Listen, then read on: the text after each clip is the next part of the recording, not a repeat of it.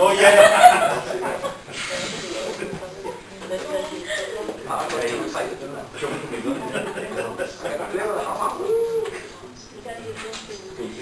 In the auction.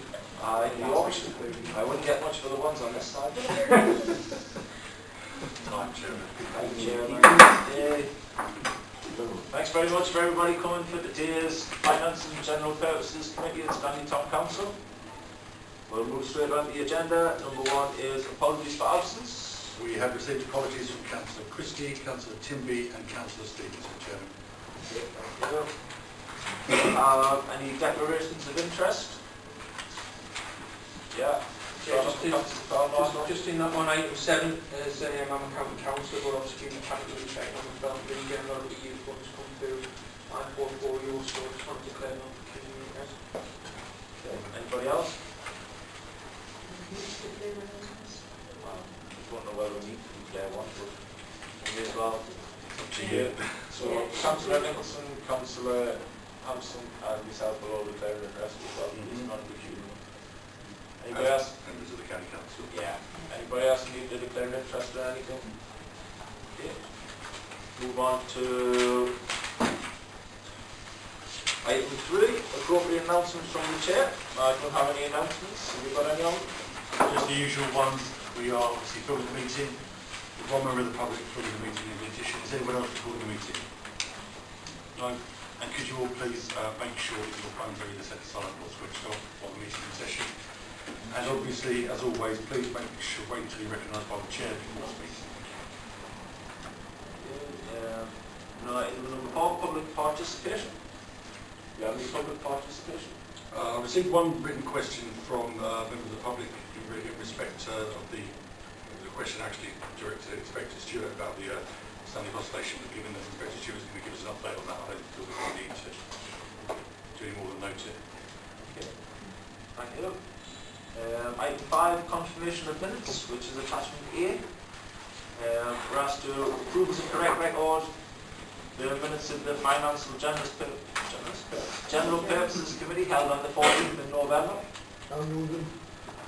Is everybody happy with the minutes? Yeah, second. Okay, thanks. Very much.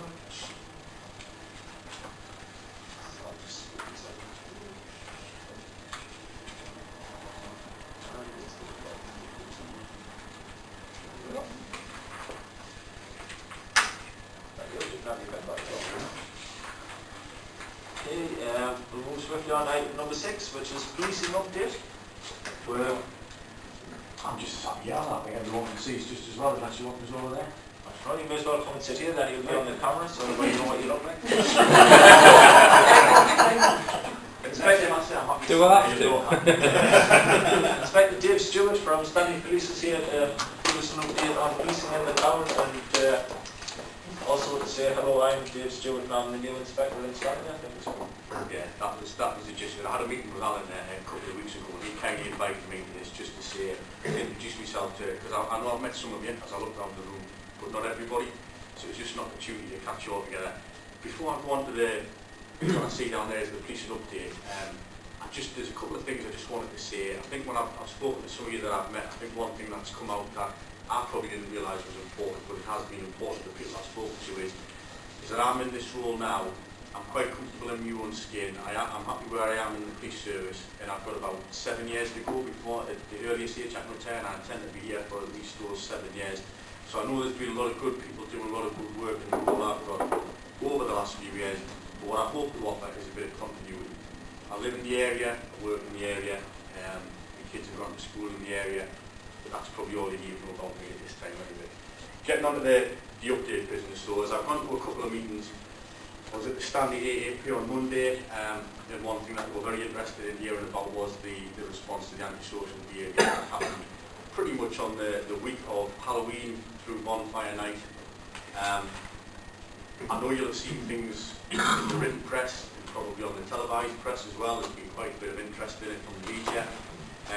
What happened was, and excuse me if people think that they know this already, but I'll sort of start from the beginning with it to make sense. And I've got a bit of a request to make of you all at the end as well. So, The flashpoint was Saturday night. There was some bother from Halloween kids going around with fancy dress, etc. And then you had the bonfire night display, which was very well attended, very well run. But a lot of kids came up to the bus station. Kids from Stanley, kids from Sunnyside, kids from Concert, kids from all over. It was a larger number than there would ever normally be.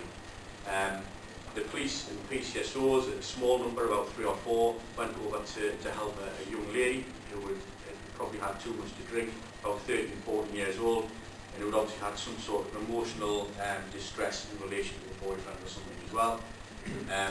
Police tried to help her. Some of her friends obviously thought that they were in a better position to help her than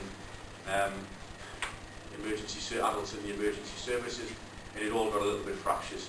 The girl ultimately was taken home to the care of her parents and was quite fine, but as you saw from the events of that night in the body cam footage and the CCTV footage, there was quite a disturbance which resulted in all of the police resources from the west locality, which we would call the west, which is Concert, Stanley, Chester Street, would have attended the bus station on the night to sort things out.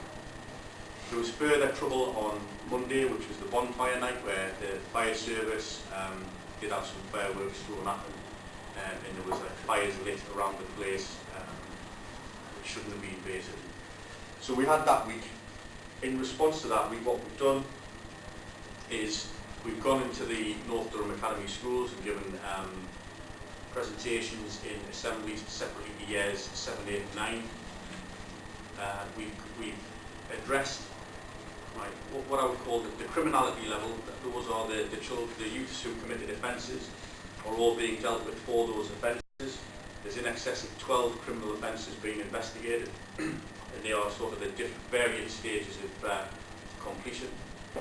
As well as that, you have the youths who acted on what I would call a level just below criminality, but were still causing a disturbance and still didn't help the situation.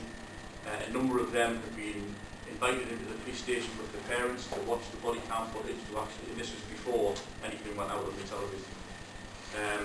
And all of those interactions have been very positive, and by that what I mean is that the parents have left with a far greater understanding of the reality of what happened. I think we'll appreciate that.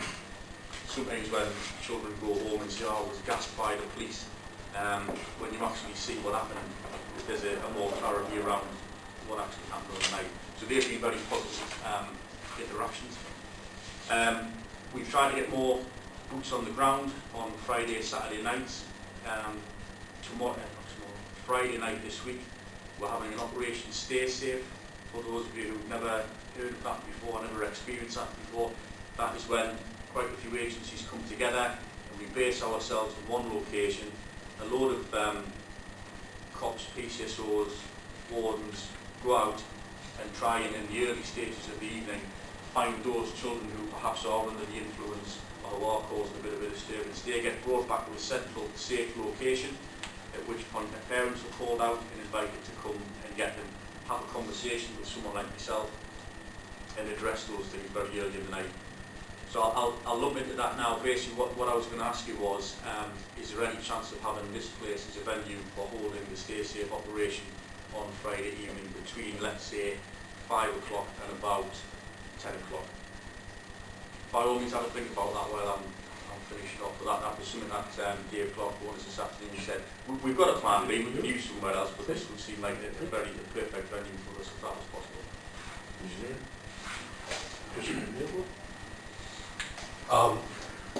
There's normally, Yvonne Cook's dance school until about 7:30 in the evening, which is little kids.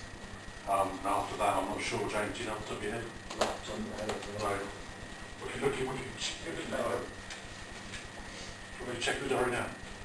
Yeah. I think it'll be useful. Okay. Yeah, basically, so I think what I've described there is a brief summary of what the issues were on that week, and that is what our response has been. I mean, you've obviously seen, I was at the AFA and there was some stuff a couple of weeks ago on actually made the national media, I think, where Sergeant Emma Kane and Dave Clark were interviewed. Last week I was asked to speak to the Evening Chronicle, and in relation to that, what I tried to do there was to sort of put my foot on the board and say, look, let's not get carried away turning this into something that it's not, and portraying Stanley as something that it isn't. So while I appreciate that some media outlets will go a certain way with the story, hope that the interview with the Evening Chronicle had put some balance on that to sort of say, look, as far as I'm concerned, Stanley's a lovely place, and this has happened.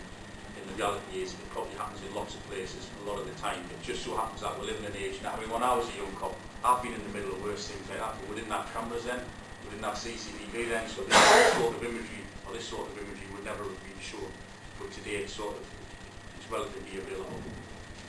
So that's pretty much the update that I've got for you in relation to that. It is a piece of work that's ongoing. What I can assure you is that people will be held accountable for matters of criminality, and they'll be held accountable for those behaviours that were below the level of criminality. I think what we're trying to do, and what we're trying to do going forward is, I know that we're never going to eradicate the issue of youth antisocial behaviour in Stanley or anywhere else in the country or the world for that matter. What we're going to try and do is just get a suite of tactics in place which are as effective as they can be, and I'll be the first one to say we'll try things that don't necessarily work first time. We'll try things that do work first time. We'll learn from the things where we won't get it right first time, and that's all of us, not just the police. And with those tactics in place, we can then look for because we are going to get hotspot times again where things like well, we're almost on the lead of Christmas now, hence the Stay Safe operation. But things like when the schools break up for Easter, when the summer holiday break up comes around again, when we hit the autumn again and we've got Halloween and bonfire night, similar things are going to happen because kids who we aren't even on the radar yet because they're still at primary school will move up a year, and that whole dynamic will change. So the work will continue in the schools, the work will continue with boots on the ground, the work will continue with the wardens that we're working with as well, as I probably should have mentioned. The escalation process that the wardens and the SB wardens and the council have, we're very much getting involved with that now, because I've said from the outset, whatever we do as the police in terms of criminality or getting parents in, that must run alongside the escalation process that the council wardens have, which, and I'm sure you probably know this, but starts off with a warning letter, goes to a home visit, goes to an acceptable behaviour contract, and then finally goes to an injunction. So those things are all in place. Our systems are now, the police intelligence systems all set up so that we've identified a number of nominals who I would basically call them the ringleaders in all this, because you do have an element of the ones who lead the other ones on. Those have been identified. Those are the ones that will be tackled first and given the priority to. Those are the ones where we know now where and if they're on the escalation process, we know how to get them on and we know how to move them up, working with the wardens as efficiently as possible. So that's the update on that for you. I don't know if anyone has any questions on that. Sure there will. Alice had his hand up since you started. First of all, I want to ask whether we have yeah, Councillor Neil. This Friday is a bit problematic. We've got Timeless Theatre in the main hall until 8:30 doing rehearsals for their show. And Paul and Cook dances on from 4 till 7. If it was just Paul and Cook, they're in a side room, we might be able to use the hall, but we've got Timeless in the hall till 8:30. I think we'll struggle. how much space do you need? We could use this room. Yeah. Oh yeah. Sorry, I thought this room would be ideal. But this room is available and there will be staff. There's already staff on until at least 8:30 because there's rehearsals in the hall, but obviously we probably need to put some extra staff on. You'd have your own staff. Yeah, I mean, some of the agencies I think are sort of intend to finish at 9 o'clock, but I know that this issue won't finish at 9 o'clock and we'll be here till 10 o'clock or beyond, but we can always go somewhere else, to the police station or whatever, to finish off the operation should that become necessary. And do you know what I'll say is, I realise that this is me asking 48 hours before starting. We did have alternatives, don't get me wrong, we planned to have alternatives, but I just thought as I was speaking here, I'll put the question out there and see. Colin, I just want to make a brief proposal on the back of what's been discussed. Can I propose that we offer the police and the partners the space free of charge with tea, coffee and anything else they need, and we'll seek to try and arrange for the staff to work a little bit later so they can run the whole operation out here, if that's at all possible. I don't know if anyone wants to second that. I'll second Thank you very much. And there's an open invitation for anyone who wants to come along and observe this operation taking place to come along. If you could just give me an idea of what you might want over the next couple of days, then I'll know. if it's alright, I'll just bring Carol in briefly, so I know you've been to one of these before, Carol.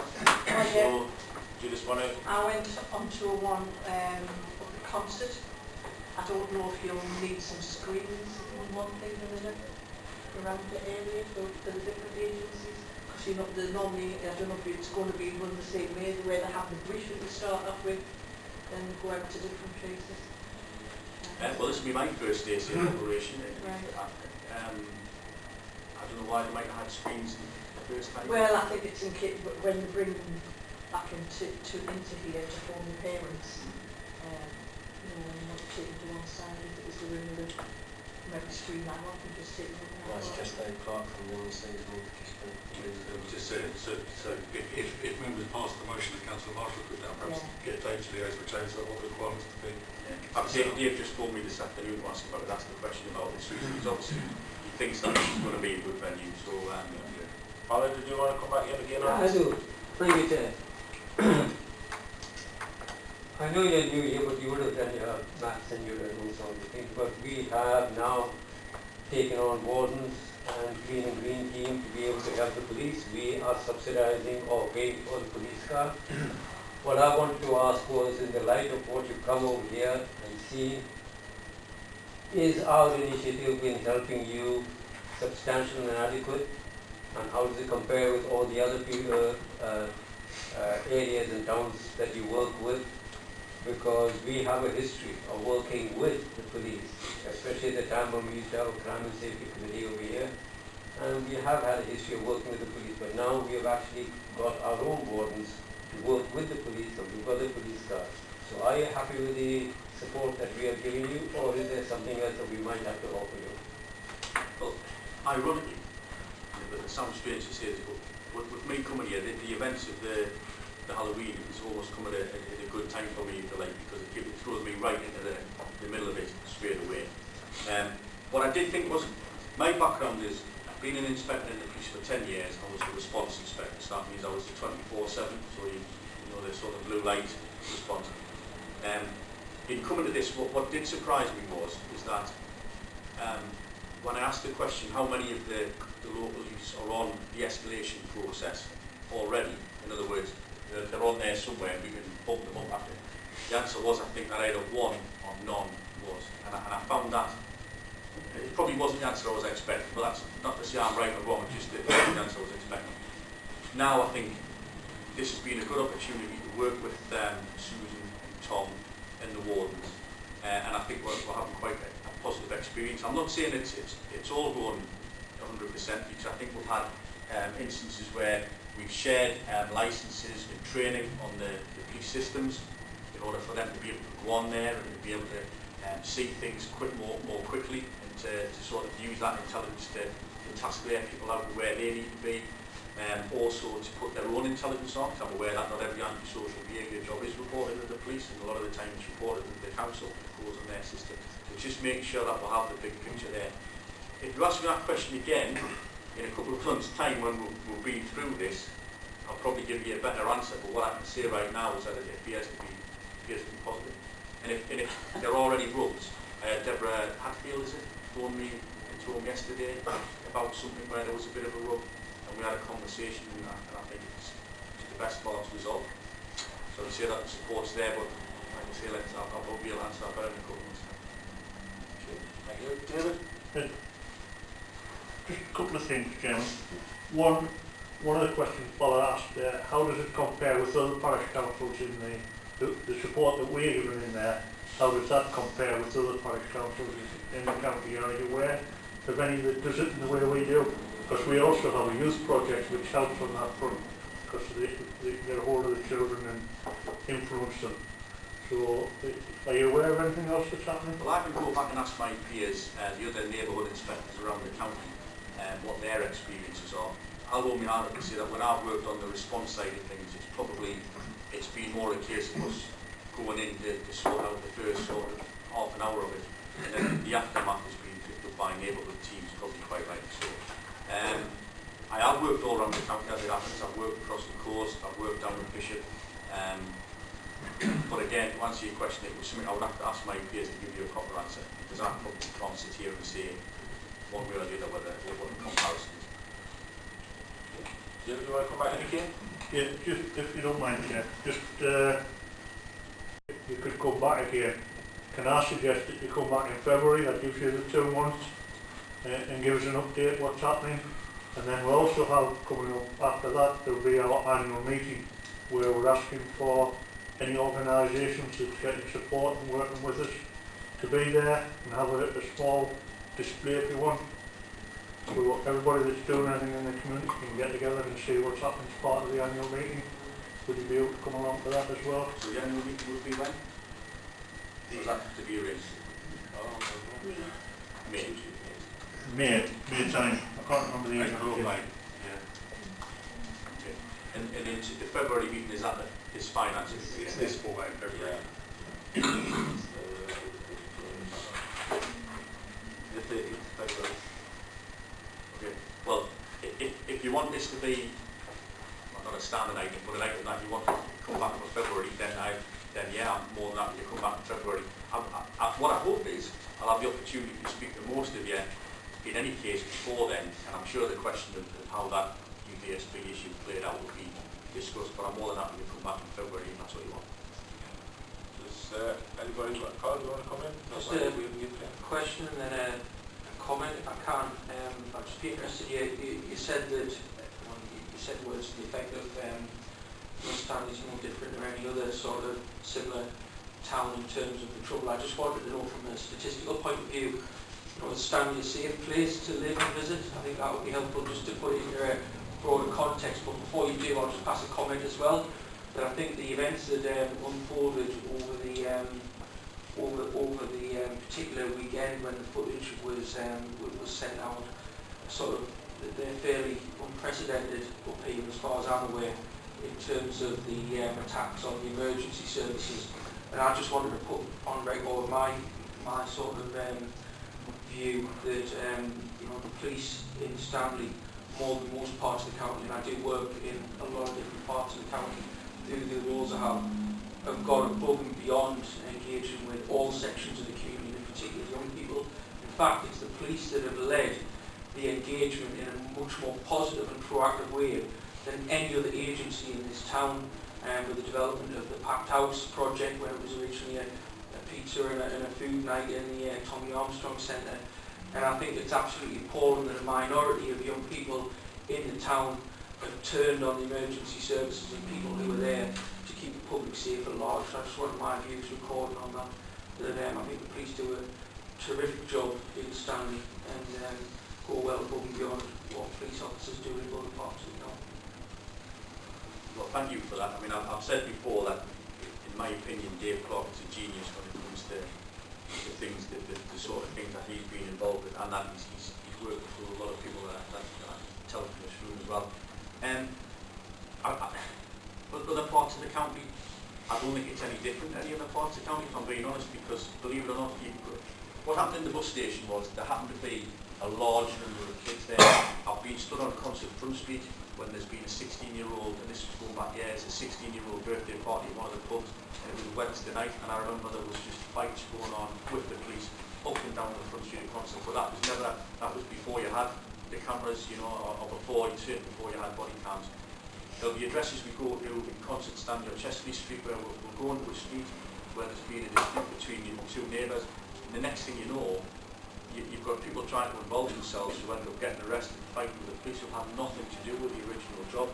So it's not even just necessarily a youth type of issue, it's just that sometimes people seem to get carried away and the police become a little bit of a target when they're in a job. But we deal with it, we've dealt with it for years, it'll happen again, we'll deal with it. But I don't think Stanley's any different than all the other places I've worked in County Durham.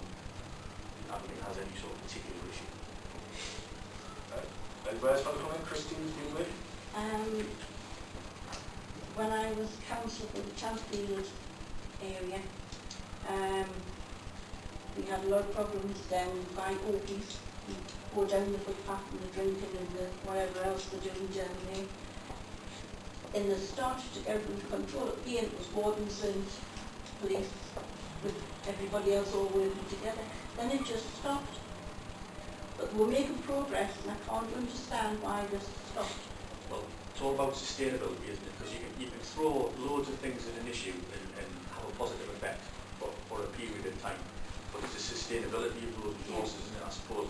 Now, the Stay Safe operation, for example, it's not just based on the town centre, in fact far from it. In the early parts of the night, it'll be places like Orkies and the other part, they'll be trying to school the kids there if they're being disorderly or if they've had a drink or whatever, and bringing them back to here. And that's what I'm on about, it's like this sweet attackers, because I'm big borrowing and stealing people on a weekend to sort of work their overtime to come from a different area just to put boots on the ground in Stanley Town Centre. I can't keep doing that forever. And at some point, Constance's going to have an issue with something, and Chesley Street's going to have an issue with something, and I'm going to have to do what I've done, reciprocate, if you like, to what they've done for me. So what we're trying to do here, and this is why we're getting the parents in, this is why we're using the body cam for it, because that is sustainable and that's something that you can do going forward as well. So yeah, I take your point. What we do, an Stay Safe operation doesn't happen every week. This happens, you know, it wouldn't be effective if it happened every week. This weekend, really, because we're forecast snow, and I don't hate to see anybody all hurt themselves. But And then just, I mean, this hasn't happened by accident, but it's on the back of the fact that we are in the lead up to Christmas, and we have had these issues in the end of October, the start of November. I just thought that the 14th of December was going to be a perfect day, despite the fact that I'm on leave. A perfect day to have the operation. Thanks for that. Anybody else? We still have an outstanding motion from Councillor Marshall about the use of the building to stay safe. Is everybody happy with offering the police the use of the room from whenever they need? I think that was the final motion. Yeah, everybody happy with that? Okay, thank you. Thank you very much. I think you can either both sit back in the crowd or you can Well, I am on leave, so my wife will kill us if I stay on too long. If you're on Monday and then Stay Safe on Friday. So should we say hello Dave Spike to the camera? Should we watching you or not?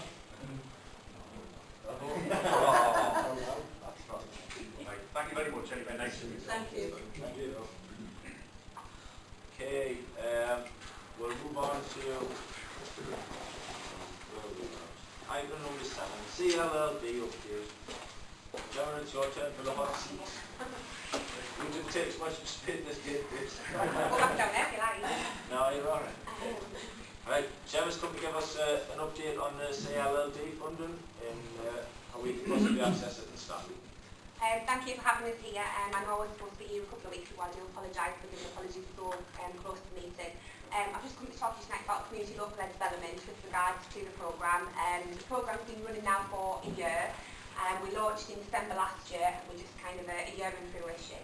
I'm not sure how many of you know about community local-led development, so I'll kind of just take it back to the beginning. I know I've met a few of the councillors around the table, some came from drop-in sessions.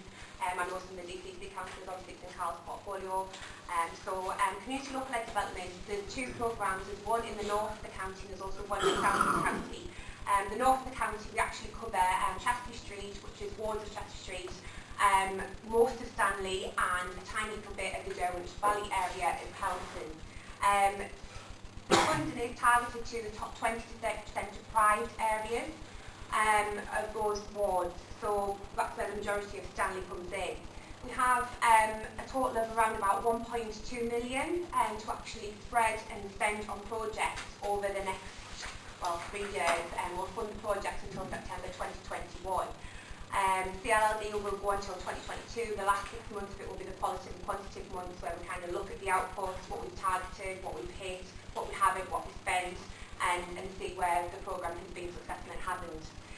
There's 2 strands of the funding for CLLD. There's ERDF, which is European Regional Development Fund, and that's kind of, if you think about it, that's towards businesses. That's kind of getting people to kind of, if they've got a business, to look to kind of fund that business further, taking it from a micro business maybe to a shop front or a little shop, or kind of taking on an employee. The European Social Fund, ESF funding, is more about the people. That's getting those people who are furthest away from the labour market back into work, or thinking of going back into work.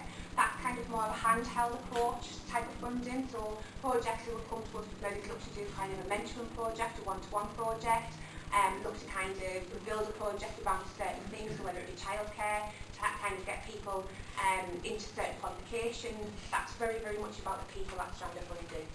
There's 5 priority themes that actually sit within ESF and, within CLLD that both come under the EIDF and the ESF funding, which are all in front of you, and they also have, from the £1.3 million that we have targeting the projects, they have certain money levels that are actually attained to each of those priorities.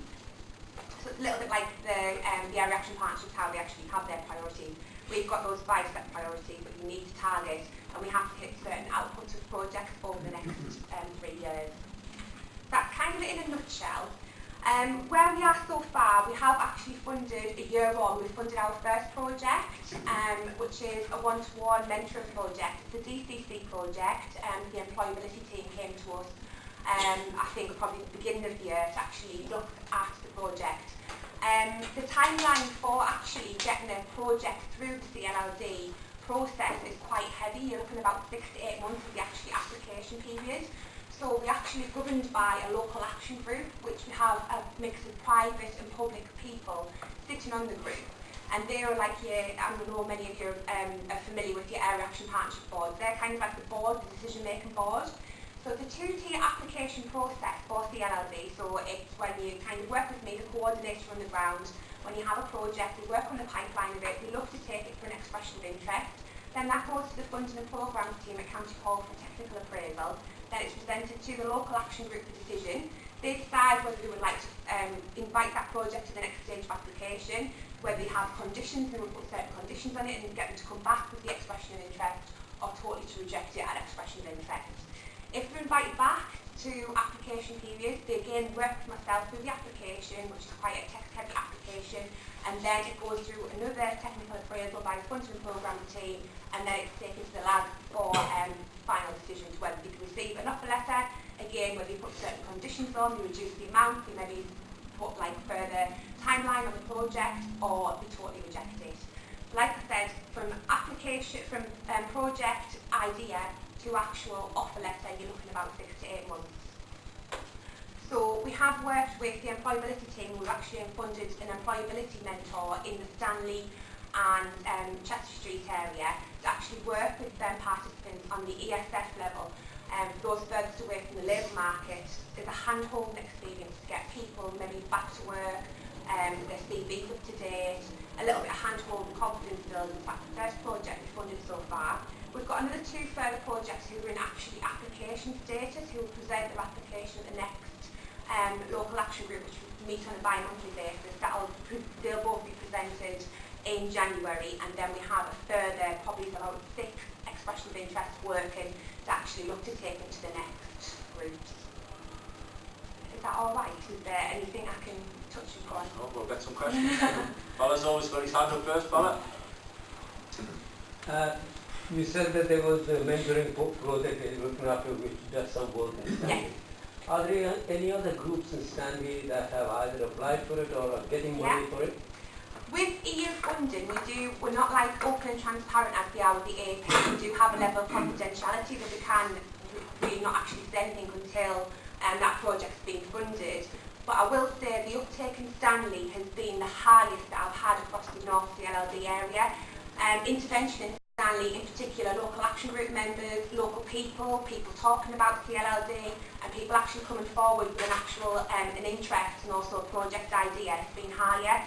Chester Street is definitely the harder place for me to target, and that's some conditions that I kind of need to work on in the new year. Getting interest from Chester Street, and also obviously getting those projects that have got interest in Stanley through and funded. Thank you. Anybody else?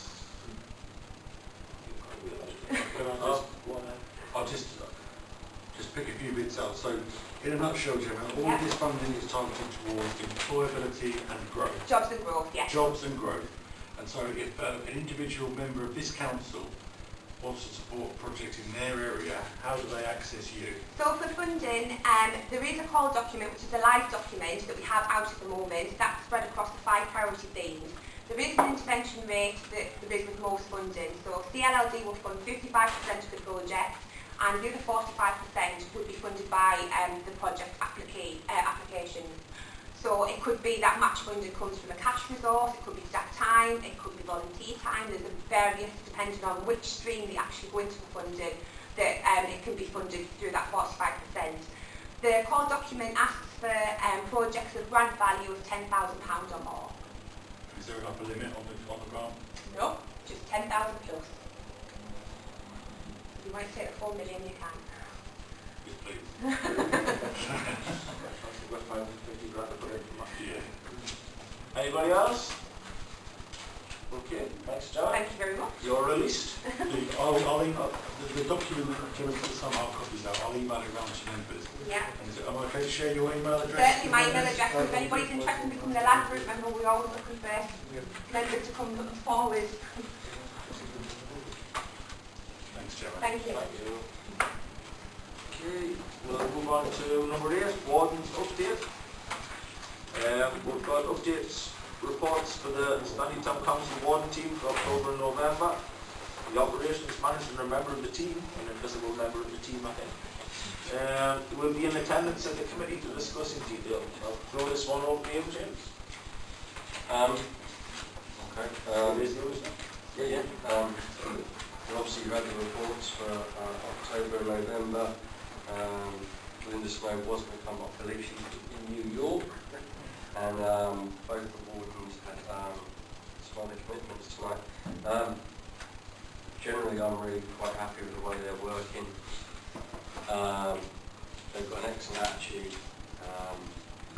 They're really display a professional attitude to everything I ask of them.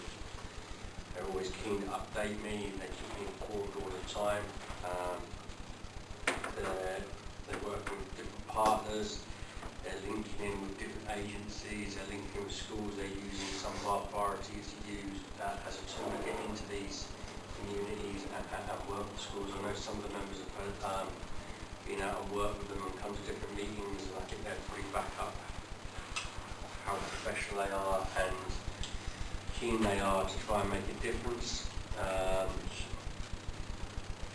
I would just encourage us to continue as we are. That's the way I look at it. They really are meeting the requirements that we've set them to do. I don't know if you want to add, Mark, you came to a meeting the other day with them. The times that I've met them have been really positive. They seem to be making a difference. They also seem to be have a bit, how would you say it? They have a decent balance of carrot and stick, if you know what I mean. They're trying to work with people, but if they see things that isn't going right or going wrong, they're not shy on giving people tickets or things like that when they need to, when they're forced to, you know. They're always willing to go out with any member. If any member does want to do a walk about with them, be more than happy. I think you went out the other day, didn't you, Bala, with one of the neighbours? I went out with David. He showed me a lot of things that have been started up and you're working with. But I'd like to keep in touch with them on a regular basis because things are always cropping up, and I think it's going to be a dynamic situation that we have with our wardens and with our clean and green team. And it is left up to councillors to really activate that dynamic involvement. So we have to go and meet with them and make sure that we look after whatever issue that we have within the area. That's fine. Does anybody else want to come in on this? Okay, the two recommendations are we note the reports provided and we decide if any changes in the priorities for the warden service are required. James is suggesting that we note and decide if no changes are required. Does anybody else want to disagree with that, or is everybody happy with it? Everybody seems happy. So do we agree to note the report and keep it the same and not have any changes? Everybody happy? Okay. Yeah. Thank you. Move on to item number 9, accounts for payment and bank reconciliation for November 2018, which is attachment D.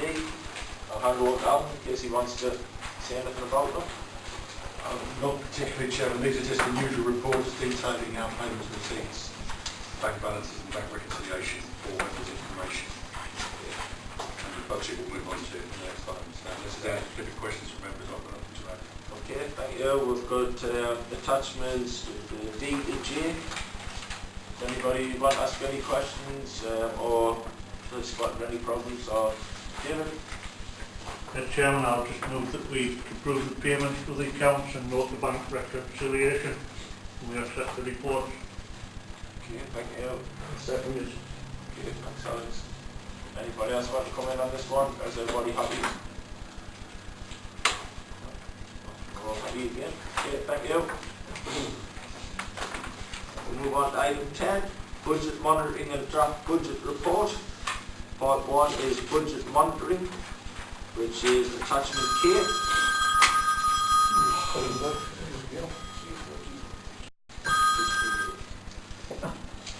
It's usually me doing it. Didn't have to switch it off.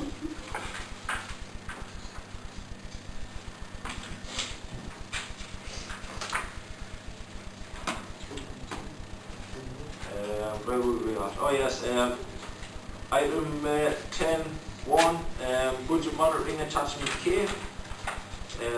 The budget's being prepared, the review of the year is being prepared with the forecasted downturn. Committees asked to consider the matter and make recommendations. Anything to say on this one, Alan?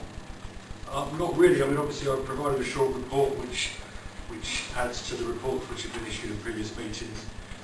As we're getting closer to the end of the year, the estimates I think are getting a little bit firmer. On our present course, I think we'll be able to, if we don't commit any additional expenditure that we're not budget for, we'll be able to finish with an underspent position.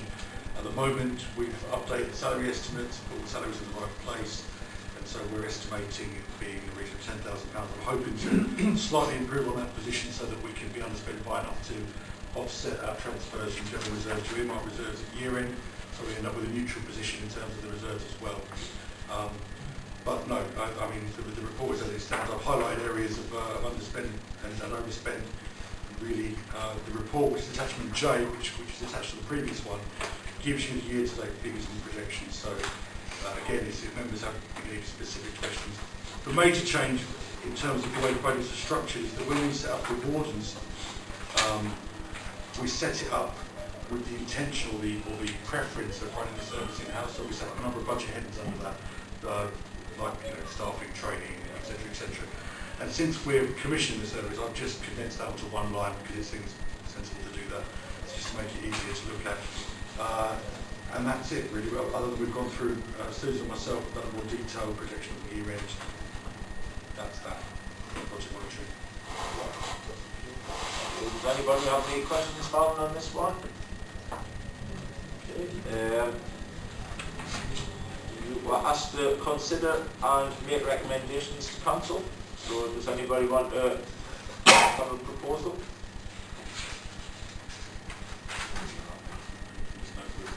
Right. Do we agree to note the report? This is working apparently to agree. Yeah. Thank you. Thank you for that.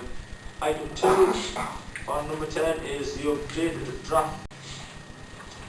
At the meeting of the full council resolved to set aside funding for a number of projects and initiatives which are detailed in the attached report. Committees asked to consider the matter and make recommendations for council in respect of the level of precept. Alan, you want to come in on this one? I'll just very swiftly, because obviously the report hopefully speaks for itself. Full council determined to introduce additional expenditure in next year's budget for under the headings in item 1. I've run those through the next year's budget, and that means with our existing commitments we need to find an additional £33,648. I've identified a number of ways in which council can achieve that amount. Obviously the 4 recommendations are to reduce expenditure in other areas where we've got existing expenditure. There's limited scope to do that, given that we've done a number of multi-year arrangements. We can raise all the money from the precept, or we can raise some of the money from the precept and some using capital reserves, because an element of growth is capital for the Christmas tree, lights, etc. And so I've put forward a few examples, and given that the instruction from councillors that we are going to find this growth in the budget, my recommendation would be that we consider an increase in the region of 2 to 3%, and a mixture of the remainder with capital in order to meet the requirement from council. I've also tabled today just some worked examples of what precept increases at various rates look like in terms of the individual council taxpayers for information. Those are on the table in hard copy. I've also placed an electronic copy into the Dropbox folder on members' email system.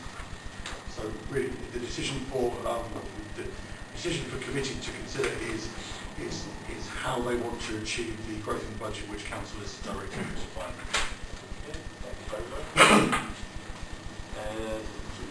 On this one, we have to consider and make recommendations to the level of police. Does anybody want to come in on this one? David? Thanks, Chairman. Well, we're at that time of year again when we need to agree the budget for the next financial year. As in previous years, the December meeting agrees the work project we will undertake in the next financial year. It is an accumulation of the last few months' work in subgroups, committee meetings and full council. So there's no surprises, it's all in there, what we want to do. Legally, we are required to set a budget at the January council meeting, and the responsible finance officer needs to have a fully costed proposal presented to give sufficient time for the proposed work to be put up for submission. Since I was elected leader of Standing Town Council, we've developed plans that support our communities. The council rely on many organisations in Standing Council area to help bring our communities together and support those residents in need and enhance people's lives in Standing. In recent times, I do not recall a time when so many have faced hardship brought about by universal credits. Some having to undertake 2 jobs to survive, being made homeless and having no food for their families. In setting the budget, we need to consider how best we can bring about hope, health and quality of life to our residents. We are working with and pleased to offer support to many organisations and the many volunteers who work tirelessly in the community to bring about that hope and help. Just a few things that we support. I don't intend to go into exactly what to do because we all know. There's packed house, just for women, shade, debt management and advice services, detached work, all key priorities for the people of Standing, and we need to carry on delivering that. On the other side, we've got Play in the Park, the annual firework display, Armed Forces Day, War Memorials, lest we forget. History, miners and our heritage, and that's mentioned in there as well. Environmental wardens and the neighbourhood wardens, we all realise what a difference they are making. They are making a terrific difference in bringing about a better, cleaner neighbourhood. Christmas lights, well, it's been terrific the response we've had to the lights that we've had put up around Standing, and we do intend to expand that into the communities away from the town. The Civic Hall, obviously we gave a commitment that we would update it and bring it back to life, and the committee is meeting, we've got the cross-party committee and looking at what can be done, and there is money in the budget to do that. We need to ensure that the Mayor and his role in the communities is recognised, hence the budget for him to be able to operate. The theatre, we have had problems, we'll identify that and we're working to improve the product there and make sure it's financially viable to people. The cinema, we've agreed to a return of the cinema in here. It's going to be a good facility, we want to make that affordable to people to come and have theme nights, so that's in the budget. Supporting local groups, we decided that we would support Southmore Society, Oxhill Youth Club and Stanley Stars by offering them the use of the hall to put their shows on. This ensures them an income that will sustain them and the people that operate them and the people that go to them on a long-term basis. Work's ongoing on the improvement of facilities in the building, and there is a lot more to do. We all know that there's some areas that are not quite up to standard, but we have got things in the budget to do that. We're working with adults, the children and youth work.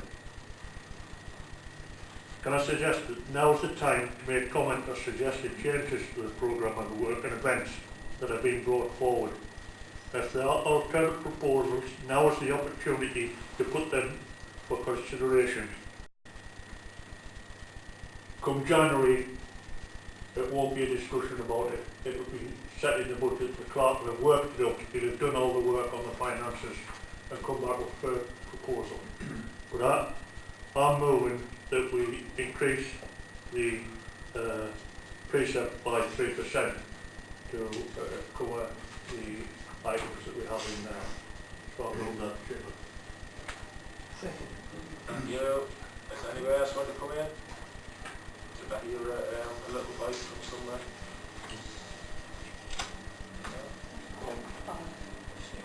Well, let's take the motion. Yeah. Right. Nobody else wants to come in? Okay, so it's been proposed by David Marshall, seconded by Baron there, that we increase the precept by 3% to meet our budget. Our growth, sorry, in the budget. And presumably the remainder comes from the strategic reserve capital investment. That's quite correct. Okay, all those in agreement? Against? Chair, can I just make a comment? It amazes me. We've gone through everything that we proposed. We've been through things that we've all put together, that we've worked over the few months to bring forward. Now we've got people voting against the budget. Where do they come from? I mean, where's their proposals? Why have they not brought anything? The news tonight was the last night that we needed to have a budget in place. We can't go forward in January and not have a budget. That's a legal requirement.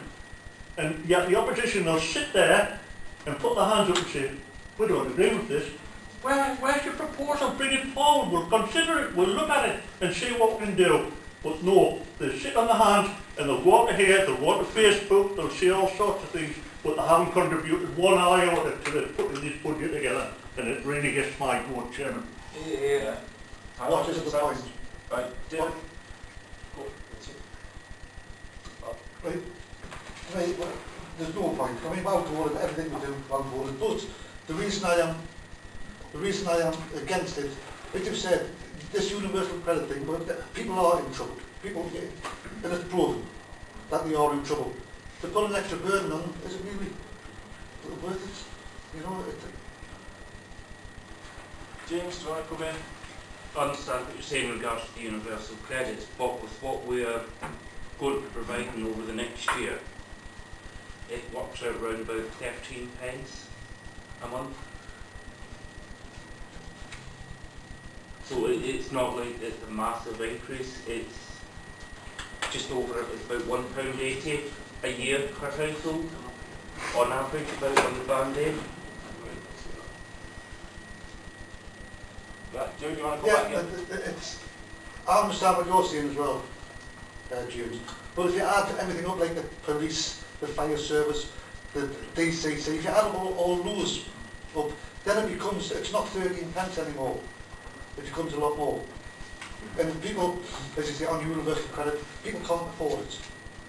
At the end of the day, they can't afford it, but that's my opinion. Yeah. Can I just come back? Yeah. Chair? In relation to that, we only can look at our side of things. We are providing a service, and I think 13 pence a month, £1.80 a year, or roughly, for a band-aid property, which the majority of the properties in this area will be, we're providing an amazing, brilliant value of service for that 13 pence a month per household.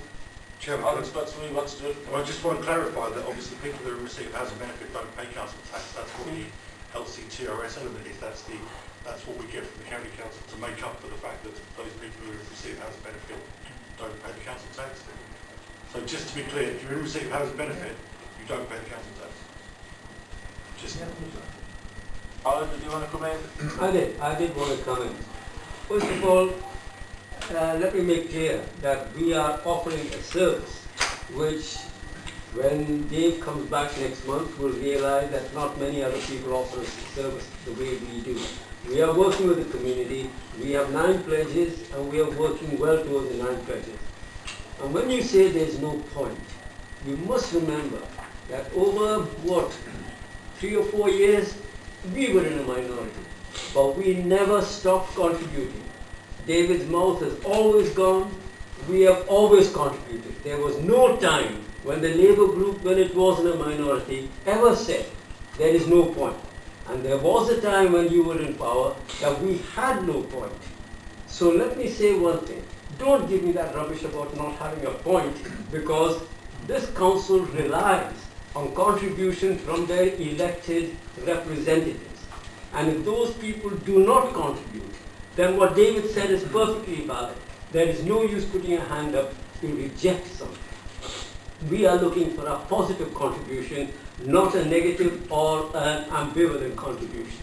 And we need to recognize that. So don't tell me that there is no point. We always made our mouth go when we were in the same situation as you are in. Yeah. No, I was going to say you coming in. No. So I've got Carl next. Yeah, I just think that good on you, David, for giving a reason why you voted against it. Do you know what I mean? I think that's what it's all about to me. So, you know, that we're operating in a democratic world. We all have a right to an opinion. This is the place to give your opinions. People can put their hand up and have a different opinion and vote whichever way they want. But I think that, you know, for those people who choose to just sit and object to things without giving a view or a reason why, you know, they're absolutely sort of treating the people who elected them and who they represent with utter contempt. To come in here and not have a voice on behalf of their people, and just sitting and objecting to things and not putting an alternative forward, for me, is not adequately representing the people who put them there in the first place, Chair. More progress, Chair. Sounds like a plan. Right, we had 4, we had against, we didn't have any abstentions, so does anybody want to abstain on this one? Wow. Do we want to start again? Some people what?